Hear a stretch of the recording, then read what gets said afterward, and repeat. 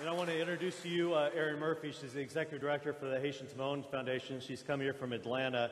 Erin, as you're coming in, I'm going to let the kids come back in and join us as well. So a little bit of fun for you as our Timon come back and join their families as well. But let's welcome Erin from Atlanta, the Haitian Timon Foundation. Good morning. Good morning. I think that's incredibly appropriate that the gospel text for today is Jesus praying for us. We don't get to hear a lot of times where Jesus is praying for us directly.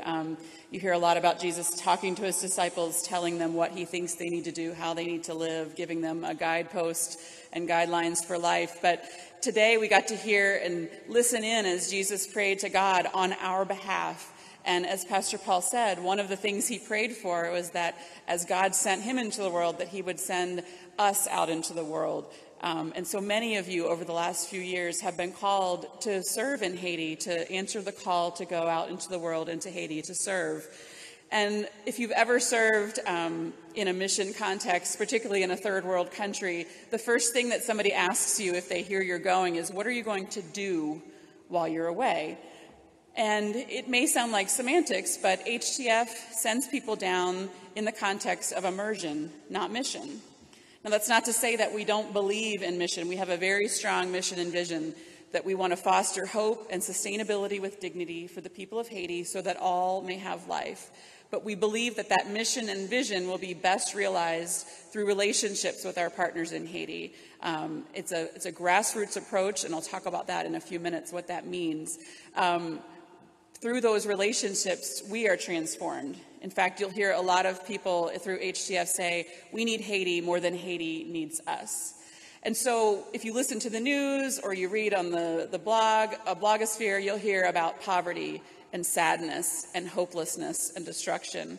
But for those who are able to travel to Haiti and walk with our partners and are immersed in the work that they're doing, you'll find that you'll meet people who are very faithful, hopeful, hope-filled people, and there are a lot of wonderful stories of hope out there.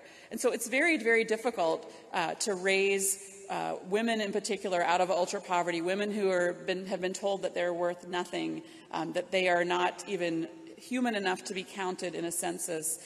They have no belief in themselves. They have no assets. They're struggling every day just to find a few cents that they're able to feed their families. So it's very, very difficult to go in and try to raise a group of people out of ultra poverty. What's not complex is being able to keep a promise. And that's where you guys came in to the picture. HTF does everything that we can to make only promises that we can keep. Sometimes we step out on faith. We don't always know how we're going to keep those promises, but we know that we have to keep promises because our partners are relying on us for that.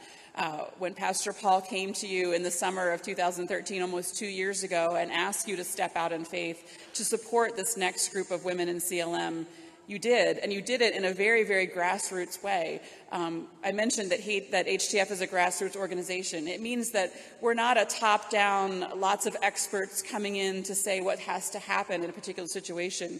We're just a collective of ordinary people trying to do extraordinary things with our partners in Haiti, and you all did that. It wasn't if you've ever worked in fundraising or ever tried to raise money, or even if you're just thinking about a stewardship or a capital appeal that you do here at church. Most experts will tell you there's a pyramid of how you raise that money. And the top 10% or 20% of whatever your goal is going to come from just one or two individuals. But instead, the almost $25,000 that you all raised came from over 100 families. You had children bringing change to church. You had people writing checks for $5 and $10 and $50 and $100. It happened collectively. So when Jesus talks in this prayer about us coming together as one to make that difference, that's what happened here. And that's what HTF is trying to do. And so you entered into that story, even if you've never set foot in Haiti. You've entered into the story of these women and the transformation that we got to witness in April by being a part of that initial fundraising and the initial gifts that you sent down there. And so I'm just going to close with the words that I actually gave to the ladies. I was able to speak at the graduation. It was a real privilege.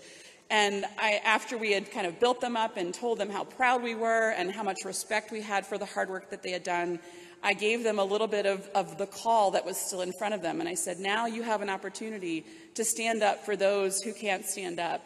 You have an opportunity to speak for those who don't have a voice. And you have an opportunity to be light for those who are living in darkness. And Preston Meadow, that's what you did for those women, and that's what you're doing currently for the people of Haiti. You're standing up for those who can't stand up for themselves.